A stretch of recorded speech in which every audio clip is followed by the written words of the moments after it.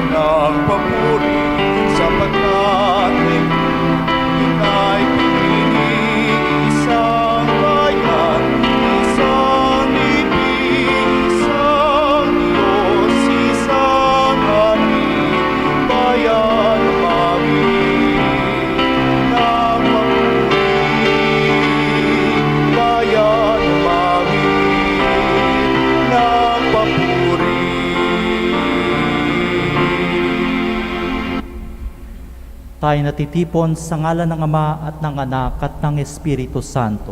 Amen.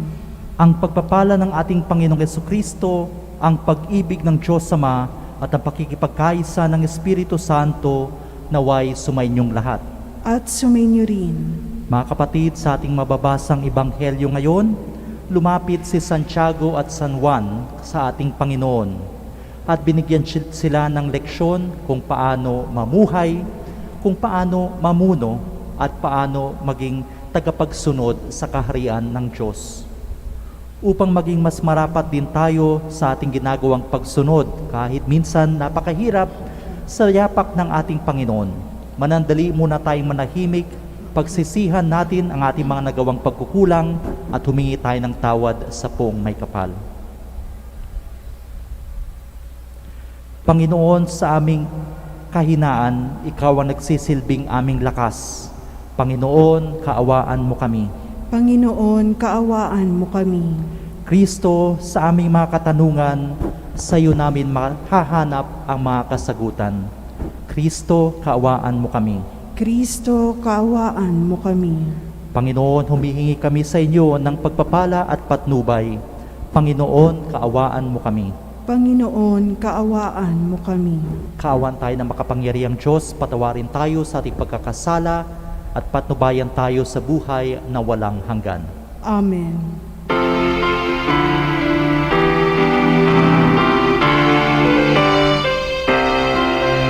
Papuri sa Diyos, papuri sa Diyos, sa kaitaasan, papuri sa Diyos.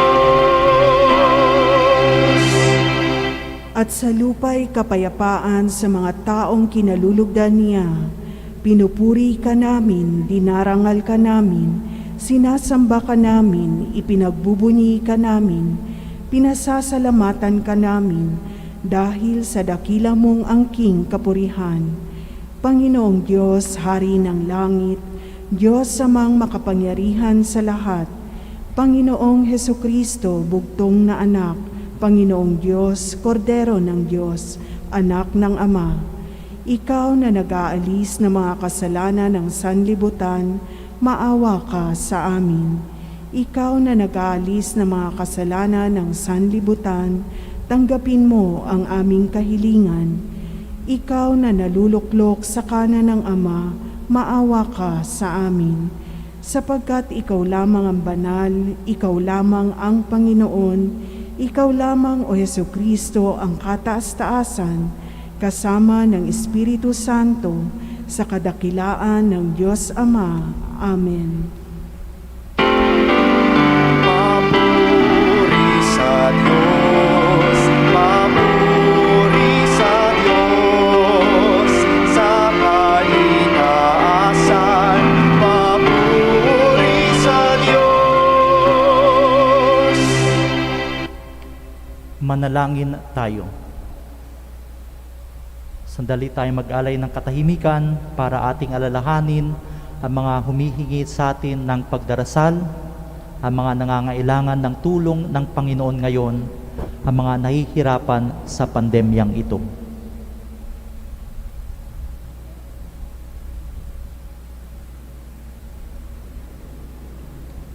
At ang mga kapatid nating yumao kamakailan lamang.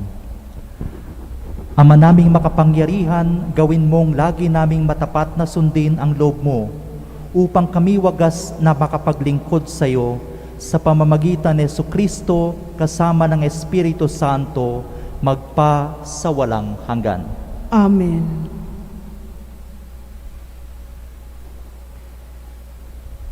Pagbasa mula sa aklat ni Propeta Isaías. Sinabi ng Panginoon, ang kanyang paghihirap ay kalooban ko. Inihandog niya ang sarili upang sa pamamagitan noon ay magkaroon ng kapatawaran. Dahil dito'y mabubuhay siya ng matagal. Makikita ang lahing susunod sa kanya. At sa pamamagitan niya'y maisasagawa ang aking panukala. Pagkatapos ng pagdurusa, lalasap siya ng ligaya. Malalaman niyang hindi nawalan ng kabuluhan ang kanyang pagtitiis. Ang aking tapat na lingkod at lubos kong kinalulukdan, ang siyang tatanggap sa parusa ng marami, at alang-alang sa kanya, sila'y aking patatawarin. Ang salita ng Diyos. Salamat sa Diyos.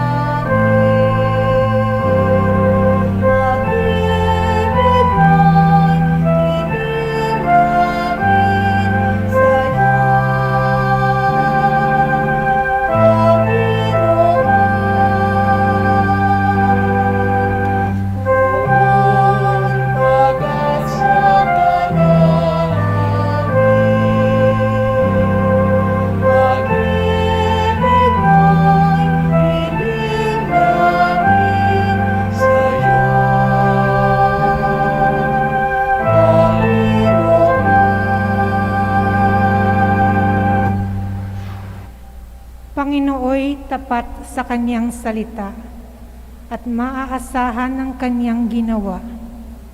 Minamahal niya ang gawang matapat. Ang pag-ibig niya sa mundo'y laganap.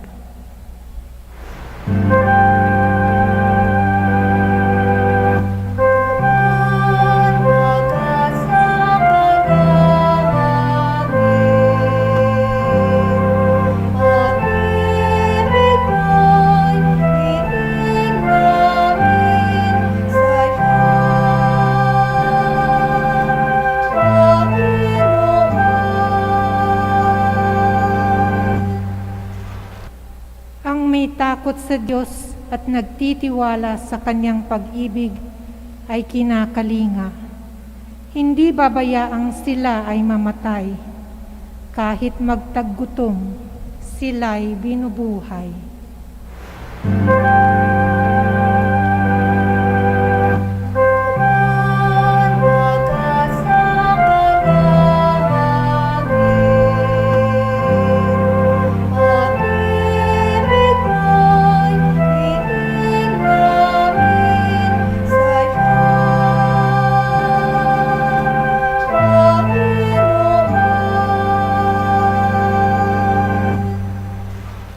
Ang ating pag-asa'y nasa Panginoon. Siya ang sanggalang natin at katulong. Ipagkaloob mo na aming makamit o poon ang iyong wagas na pag-ibig. Yamang ang pag-asay sa iyo'y nasasalig.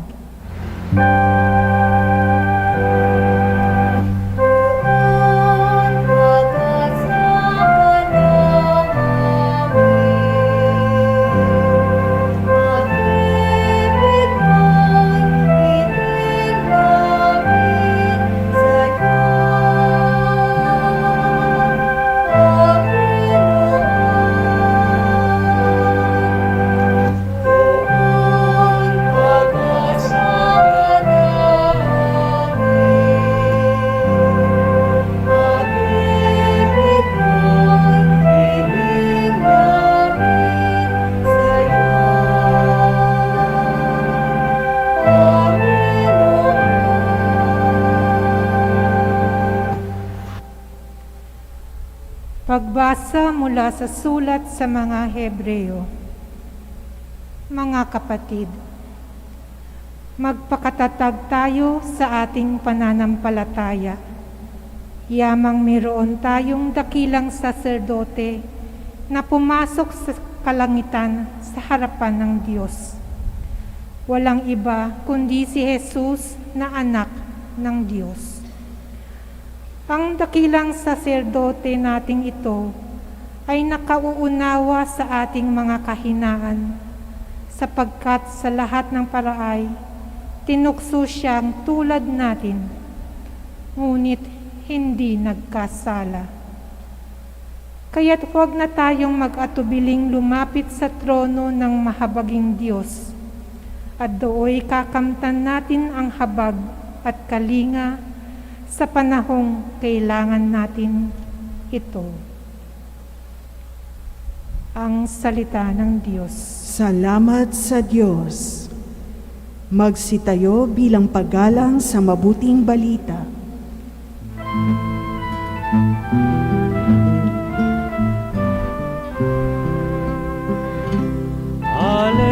Alleluia, alleluia, kami ay gawin mong daan ng iyong pag-ibig, kapayapaan at katarungan. Alleluia. Sumainyo ang Panginoon. At sumainyo rin. Ang mabuting balita ng Panginoon ayon kay San Marcos. Papuri sa iyo, Panginoon.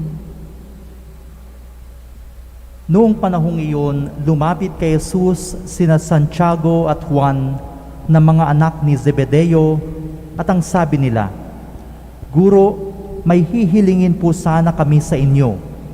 "Ano iyon?" tanong ni Jesus. Sumagot sila, "Sana'y makaupo kami katabi ninyo sa inyong kaharian, isa sa kanan at isa sa kaliwa. Hindi ninyo nalalaman ang inyong hinihingi," sabi ni Jesus sa kanila. "Mababata ba ninyo ang hirap na babatahin ko? Pabibinyag ba kayo sa binyag na daranasin ko?" "Opo," tugon nila. Sabi ni Jesus, "Ang hirap na babatahin ko ay babatahin nga ninyo, at kayo'y bibinyagan sa binyag na daranasin ko. Ngunit wala sa akin ang pagpapasya kung sino ang mauupo sa aking kanan at sa aking kaliwa. Ang mga luklukang sinasabi ninyo ay para sa mga pinaghandaan. Nang marinig ito ng 10 alagad, nagalit sila sa magkapatid. Kaya't pinalapit sila ni Jesus at sinabi, "Alam ninyo na ang mga itinuturing na pinuno ng mga hentil ay siyang pinapanginoon at ang mga dinadakila ay siyang nasusunod. Ngunit hindi ganyan ang dapat umiral sa inyo. Sa halip, ang sino man sa inyo na ibig maging dakila ay dapat maging lingkod. At sino mang ibig maging pinuno ay dapat maging alipin ng lahat. Sapagkat ang anak ng tao ay naparito, hindi upang paglingkuran, kundi upang maglingkod at ibigay ang kanyang buhay sa ikatutubos ng lahat." Mga kapatid, ang mabuting balita ng Panginoon. Pinupuri ka namin, Panginoong Hesukristo.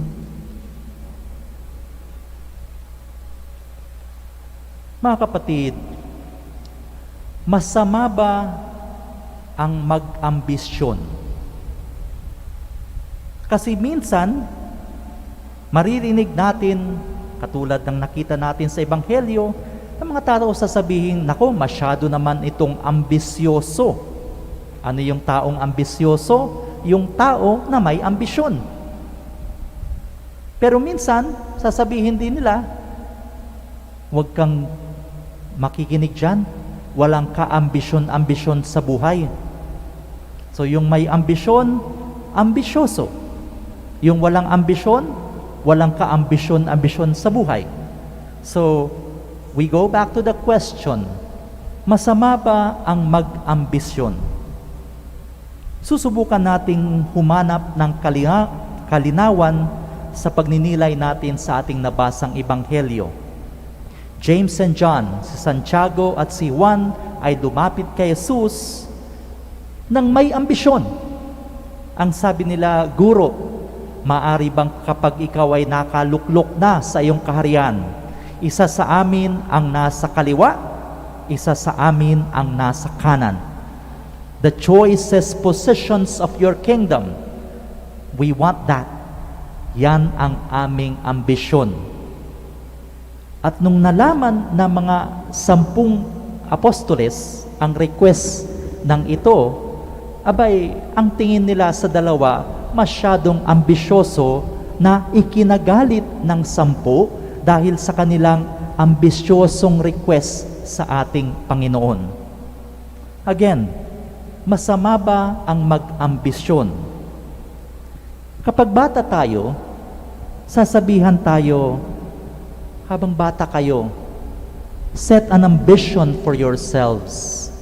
Mga bata, huwag kayong matatakot na mangarap maging doktor, mangarap maging pari, mangarap maging inhinyero, mangarap maging presidente ng Pilipinas, mangarap na gawin ito, mangarap na gawin yan. Understood in this context, ambition ay isang mithiin, isang pangarap, isang goal. At kapag malinaw ang iyong pangarap, ang iyong nais sa buhay, ang iyong gustong tahakin, abay, mas madali, mas klaro, ang tatahakin mo, pagpapawisan mo, pag-aaralan mo, pagtatrabahuan mo, para makamtan mo ang pangarap o ang ambisyon na ito. However, the lesson of the gospel does not just affirm the ambition of James and John. May importanteng leksyon din, hindi lang ang Panginoon, kundi ang buhay sa atin. Although it is good to have standards, to have dreams, to have ambitions, tuturuan tayo ng buhay at ng Ebanghelyo na hindi lahat ng ambisyon mapupunta sa kaganapan, matutupad. Lalong-lalo na kung ang ambisyon na ito ay wala mismo sa kamay mo nakasalalay lamang. Halimbawa, may lumapit sa akin isang lalaking nabasted ng kanyang nililigawan. Sabi sa akin, Father, nagpakabait naman ako, nagpakayaman ako, nagpakabuti ako, idagdag pa dyan, nagpakagwapo ako. Okay, gwapo na, mayaman na, successful na, mabuti pa, wala kang mapipintas. Ngunit, bakit yung pinili hindi kasing gwapo ko, hindi kasing yaman ko, hindi kasing forma ko, hindi kasing successful ko? Ay syempre, makikinig lang ako doon sa kanyang hinaing. You can encourage him to do better. Mas pagwapuhin pa niya sarili niya, mas pagbutihin pa niya, mas pagandahin niya ang kanyang ugali. But that is not an assurance that this will result to victory. Bakit? Kahit na ganyan ang kanyang pangarap, kahit na nagpursige siya, kahit ginawa niya lahat ng kabutihan, hindi nakasalalay lamang sa kanyang kamay ang ikawawagi niya sa pagtingin ng kanyang sinisinta. It will give him a better chance, definitely, but it will not automatically result to success. Ganun din ho sa politika. Marami ang may ambisyon na makapaglingkod, na manilbihan, na mapunta sa ganitong posisyon. But as we all know, all the candidates have to apply to the Filipino people. You may be the best, you may be the brightest, you may be the most hardworking, you may be the most popular, pero sumatotal, ang Pilipino, ang mamamayan, ang magsasabi kung iluluklok ka sa posisyon o hindi. Hence, not all ambitions will automatically result to success. It will give us better chances. It will improve us. Pero ang leksyon ng buhay at ang leksyon siguro ng ating Panginoon na sinabi kay James and John, wala sa kamay ko ang kasagutang hinihingi ninyo. So we go back to the question, masama ba ang mag-ambisyon? Siguro, babaguhin natin ng konti ang pananaw sa katanungang ito na pinagdaanan din mismo ni James and John, Santiago at Juan. Masama ba na magkaroon ng mithiin? Masama ba na we strive to bring out the very best that ourselves can be? Yung kasagaran ng katalinuhan, yung kasagaran ng kabutihan, yung kasagaran ng kagalingan. Of course, hindi masama. We must have as aim the best that God wants us to be, coupled with the best of who we can be. So let us have dreams. Encourage your children to have dreams. Allow them to work for this dream at samahan na rin ng panalangin para makamtan ang pangarap, ang ambisyon na ito. However, it will not automatically, in this imperfect world, always result to success. Minsan may politiko na nagtrabaho, matatalo, anong sasabihin natin? Better luck next time. Bakit? Doblehin mo trabaho mo, doblehin mo pagpupursigi mo, maging mabait ka, pero hindi natin masasabi kung mananalo ka sa darating na susunod na eleksyon. Why? Better luck next time. We cannot predict everything that may or may not happen. But will that stop us from being the best of who we can be? From following what God wants us to be? From being pleasing in the eyes of God? Mga kapatid, Nung ang Panginoon, tinawag niya yung 10, at sabi niya, babatahin ninyo ang babatahin ko. Mabibinyagan kayo sa binyag na ibibigay sa akin. There will be challenges, there will be difficulties, there will be hardships, there will be a lot of unpredictable moments. Pero linawin ninyo, kabutihan ang tinatahak ninyo, Panginoon ang sinusundan ninyo. And the Lord painfully but truthfully tells us, hindi lahat ng pangarap, kabutihan, pagpupursigi, mabibigyan ng resulta o mabibigyan ng pagpapala, mabibigyan ng reward sa mundong ito.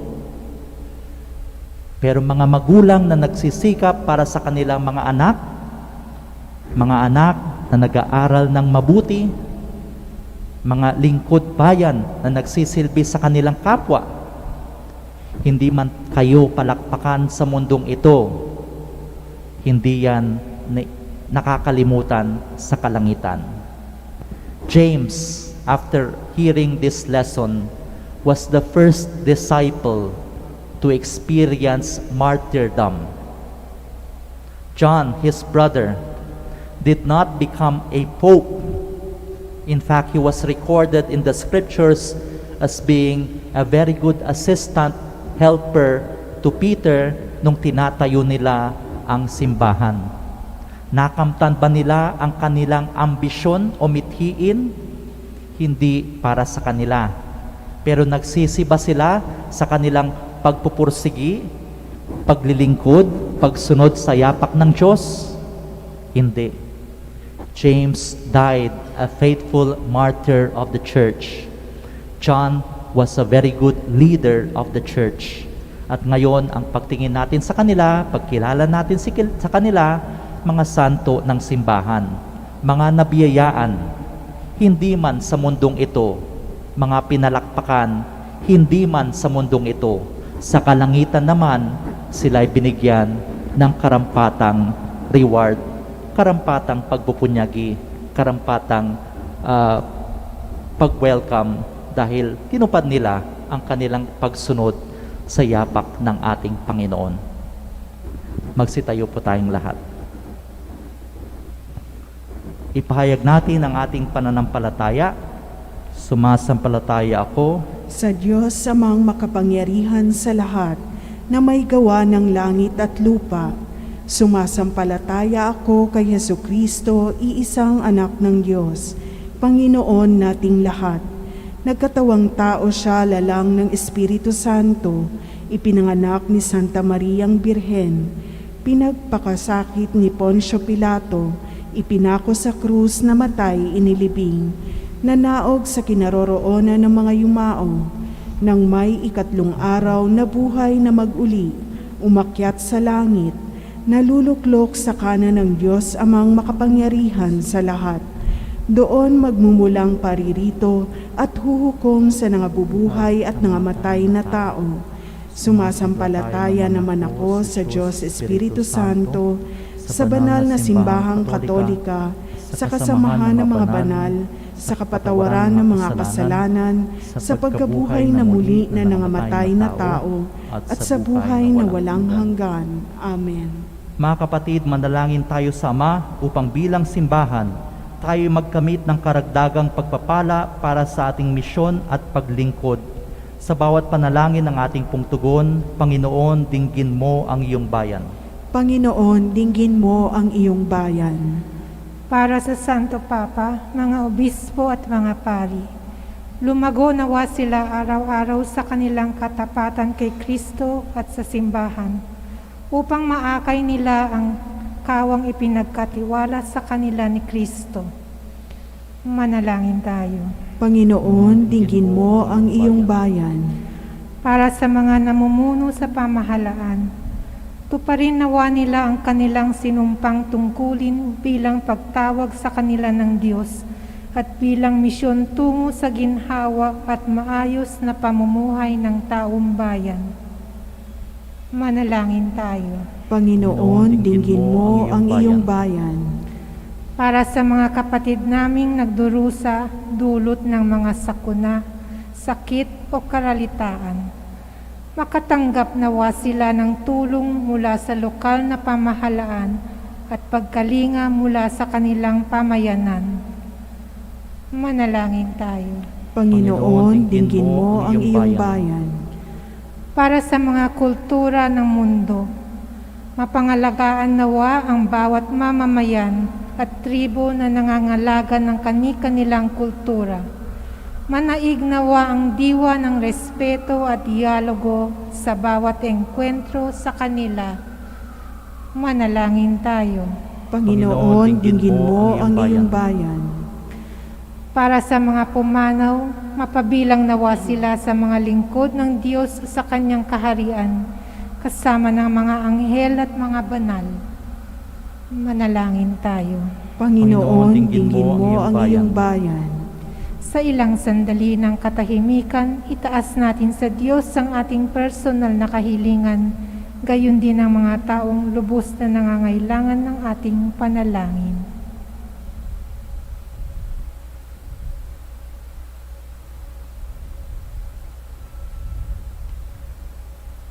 Manalangin tayo. Panginoon, dinggin mo ang iyong bayan.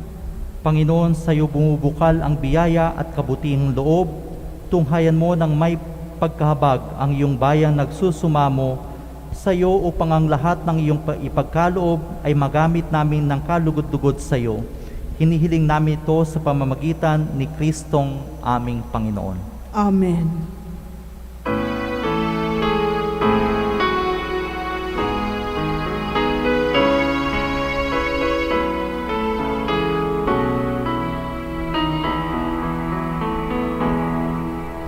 Aming hatid, alay na ito, ang tinapay na nagmula sa pagpapala mo. At tanggapin ang alak na ito, inuming inihain sa'yo. Mahal naming Diyos, inyong tanggapin ang munting alay mula sa amin. Buong puso namin hihintayin pagpapala na aming hiling. Aming hatid, alay na ito, ang tinapay na nagmula sa pagpapala mo. At tanggapin ang alak na ito, inuming inihain sa'yo. Mahal naming Diyos, inyong tanggapin ang munting alay mula sa amin. Buong puso namin hihintayin pagpapala na aming hiling.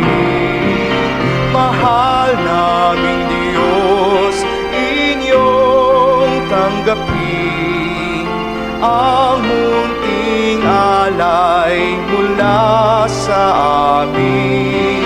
Buong puso namin hihintayin pagpapala na aming hiling. Pagpapala na aming hiling. Manalangin kay mga kapatid upang paghahain natin ay kalugdan ng Diyos sa mga makapangyarihan. Tanggapin nawa ng Panginoon itong paghahain sa iyong mga kamay, sa kapurihan niya at karangalan, sa ating kapakinabangan at sa buong sambayanan niyang banal. Ama naming lumikha, ipagkalob mong ikaw ay aming kusang mapaglingkuran sa paghahain namin ng mga alay na iyong bigay upang kami dalisayin ng iyong pagmamahal sa paglilingkod namin ngayong ginaganap ang banal na pagdiriwang sa pamamagitan ni Jesucristo kasama ng Espiritu Santo magpa sa walang hanggan. Amen. Sumainyo ang Panginoon. At sumainyo rin, Itaas sa Diyos ang iyong puso at diwa. itinaas na namin sa Panginoon. Pasalamatan natin ang Panginoong ating Diyos. Marapat na siya ay pasalamatan. Ama naming makapangyarihan, tunay ang marapat na ikaw ay aming pasalamatan, nasa iyo ang aming buhay, pagkilos at pag-iral. Sa pamumuhay namin araw-araw, tinatamasa namin ang iyong pagmamahal. Sa pag-ibig mong ipinunla sa sangkatauhan, ang Espiritu Santo'y unang aming bigay ng anak mong naglagak sa amin ng katiyakang nakalaang mabuhay kami sa piling mo kailanman. Kaya't kaisa namang anghel nagsisiawit ng papuri sa iyo nang walang humpay sa kalangitan, kami nagbubunyi sa iyong kadakilaan.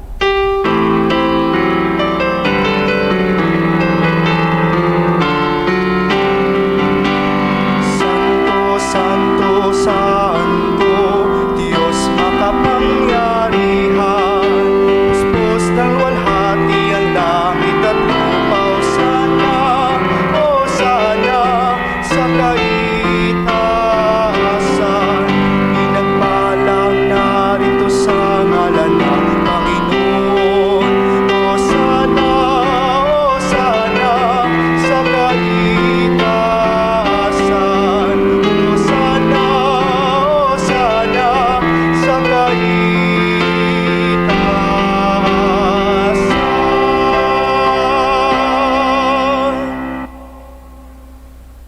Ama naming banal, ikaw ang bukal ng tanang kabanalan, kaya't sa pamamagitan ng iyong Espiritu, gawin mong banal ang makaloob na ito upang para sa amin ay maging katawan at dugo ng aming Panginoong Hesukristo. Bago niya pinagtiis ang kusang loob na maging handog, hinawakan niya ang tinapay, pinasalamatan kanya, pinaghati-hati niya iyon, iniabot sa kanyang mga alagad at sinabi, "Tanggapin ninyong lahat ito at kanin, ito ang aking katawan na ihahandog para sa inyo."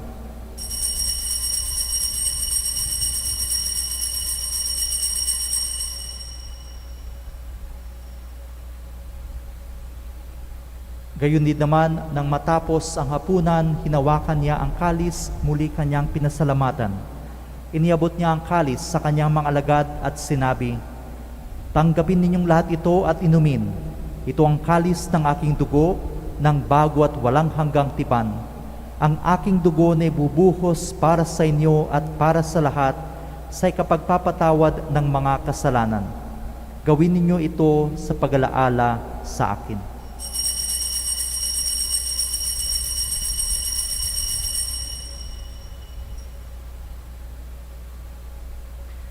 Ipagbunyi natin ang misteryo ng pananampalataya.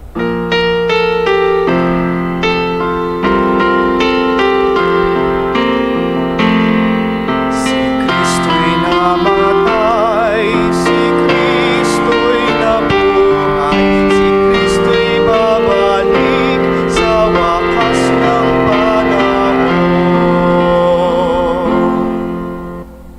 Ama, ginagawa namin ngayon ang pag-alaala sa pagkamatay at muling pagkabuhay ng iyong anak, kaya't iniaalay namin sa iyo ang tinapay na nagbibigay buhay at ang kalis na nagkakaloob ng kaligtasan.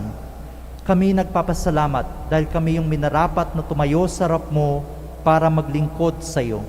Isinasamo namin kaming magsasalo-salo sa katawan at dugo ni Kristo ay mabuklod sa pagkakaisa sa pamamagitan ng Espiritu Santo.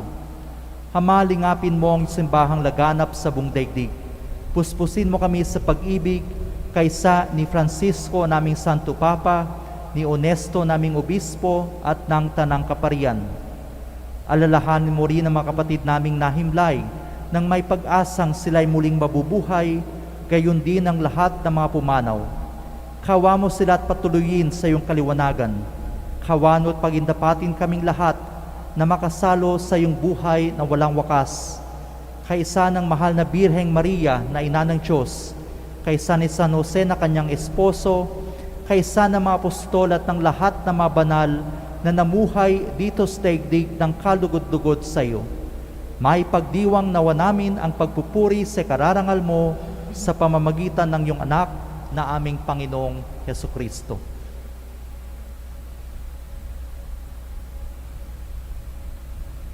Sa pamamagitan ni Kristo, kasama niya at sa Kanya ang lahat ng parangal at papuri ay sa iyo, Diyos samang makapangyarihan, kasama ng Espiritu Santo, magpa sa walang hanggan. Amen. Dumulog tayo ngayon sa ating Ama sa panalangin itinuro sa atin. Pagkalooban ng kapayapaan araw-araw, ligtas sa kasalanan at ilayo sa lahat ng kapahamakan, samantalang aming pinananabikan ang dakilang araw ng pagpapahayag ng tagapagligtas naming Jesucristo. Sapagkat iyo ang kaharian at ang kapangyarihan at ang kapurihan magpakailanman. Panginoong Jesucristo, sinabi mo sa iyong mga apostol, kapayapaan ang iniiwan ko sa inyo, ang aking kapayapaan ang binibigay ko sa inyo. Tunghayan mo ang aming pananampalataya at huwag ang aming pagkakasala.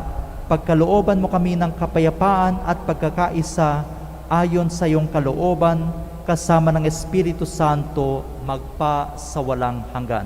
Amen. Ang kapayapaan ng Panginoon laging sumainyo.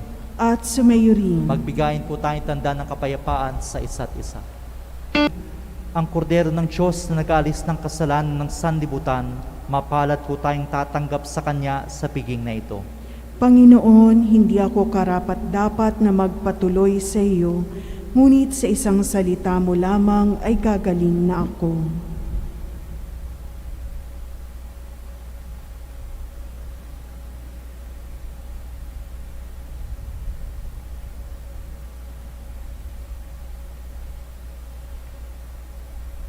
Espiritual na pakikinabang.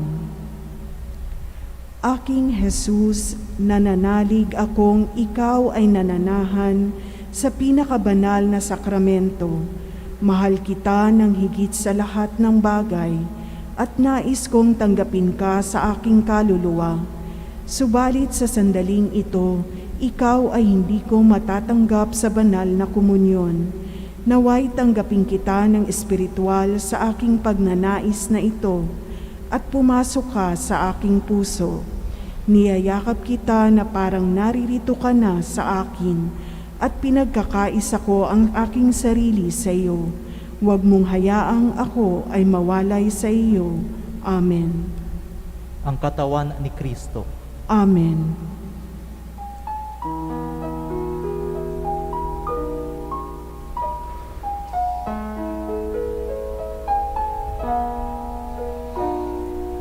Sinumang sa akin nananahan, mananahan din ako sa Kanya. At kung siya'y mamunga ng masagana, siya sa may nagbigay ng karangalan. Mula ngayon, kayo'y aking kaibigan. Inango sa dilim at kababaan, ang kaibigay mag-aalay ng sarili niyang buhay, walang hihigit sa yaring pag-aalay.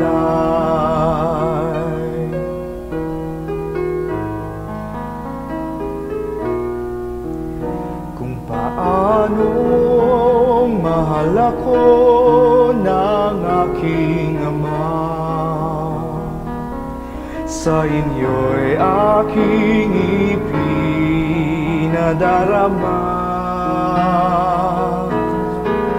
Sa pag-ibig ko kayo sana'y manahan,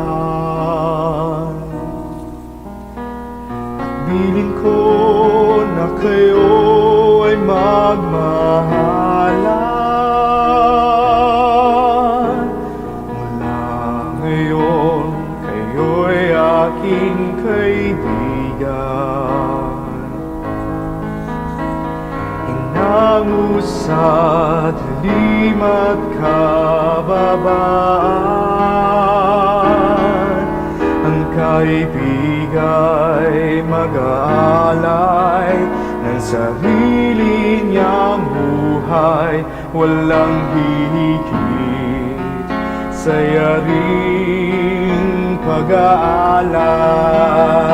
Ay, pinili ka, tinirang upang mahalin,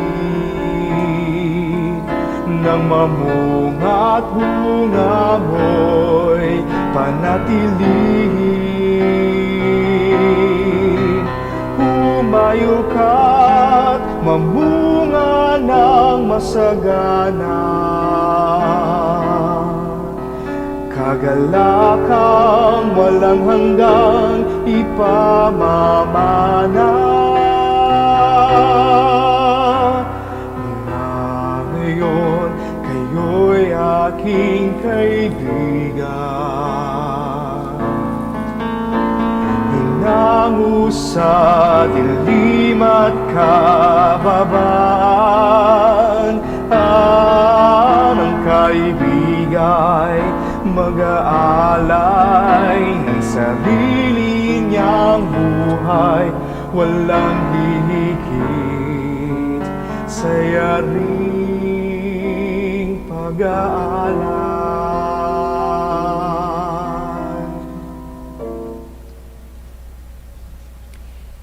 Manatili pong nakaupo para sa patalastas.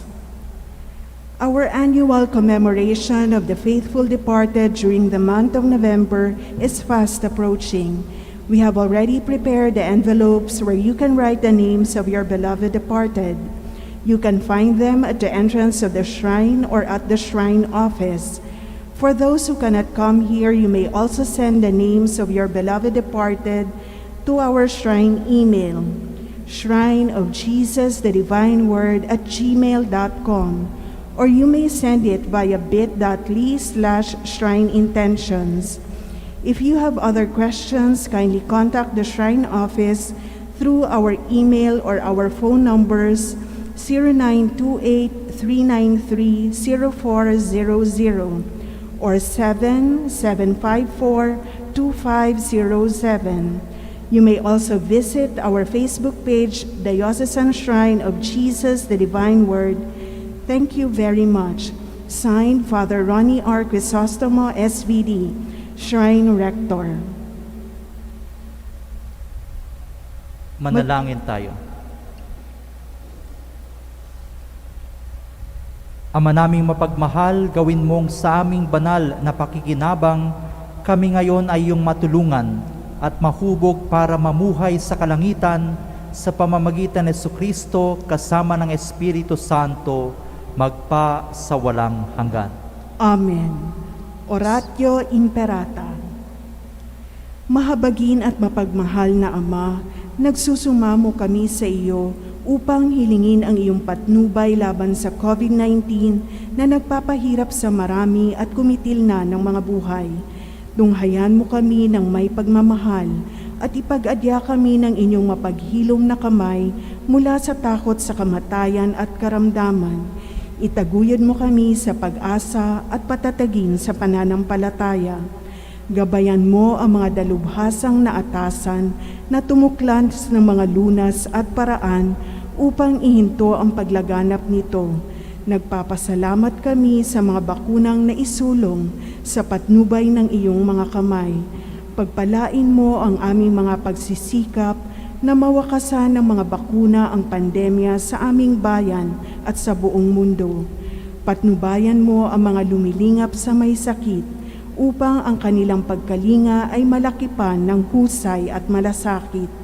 Pagkalooban mo sila ng kalusugan sa isip at katawan, katatagan sa kanilang paninindigang maglingkod at ipagsanggalang sa karamdaman.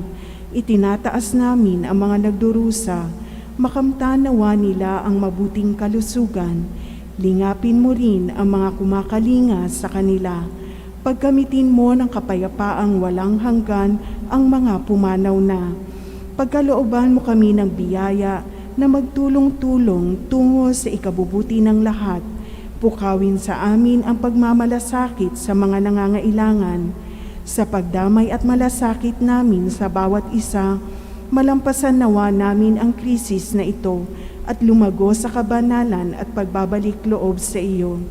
Hinihiling namin ito sa pamamagitan ni Hesukristo na nabubuhay at naghaharing kasama mo at ng Espiritu Santo, iisang Diyos, magpasawalang hanggan. Amen. Dumudulog kami sa iyong patnubay, mahal na Ina ng Diyos. Pakinggan mo ang aming mga kahilingan sa aming pangangailangan at ipag-adya mo kami sa lahat ng kasamaan, maluwalhati at pinagpalang Birhen. Amen. Mahal na Birheng Maria, mapagpagaling sa may sakit, ipanalangin mo kami. San Jose, ipanalangin mo kami. San Rafael Arcangel, ipanalangin mo kami. San Roque, ipanalangin mo kami. San Lorenzo Ruiz, ipanalangin mo kami. San Pedro Calungsod, ipanalangin mo kami. San Arnold Jansen and Joseph Renademetz, ipanalangin mo kami. Sumainyo ang Panginoon. At sumainyo rin. At pagpalain kayo na makapangyarihang Diyos, ang Ama at ang Anak at ang Espiritu Santo. Amen. Pinagdiwang na natin ang banal na misa, kumayo tayo't paglingkuran at mahalin ang ating Panginoon. Salamat sa Diyos.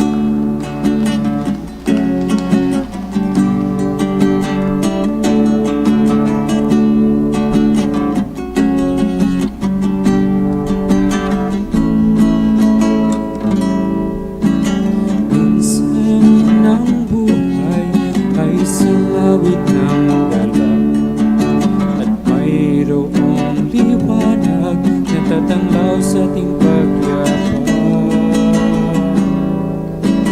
Minsan ng buhay ay isang awit ng luha, at siyang papawi nito ay ang pag-asa ng umaga. Kahit anong tindi ng hunos, kahit anong tindi ng dilim, may isang mahal sa atin. Awit niya'y pag-ibig ng Diyos, tawag niya'y magbalik loob, turo niya'y buhay, Diyos lamang sa atin nagkaloob. O inang mahal, narito kami, awit-awit ang Ave Maria, at dalangin ang bawat pamilya'y kapayapaan at pagkakaisa. Ang lusayo mong hawak namin at awit-awit ang Ave Maria. Pustos ka ng diwang banal, tingin ang aming payak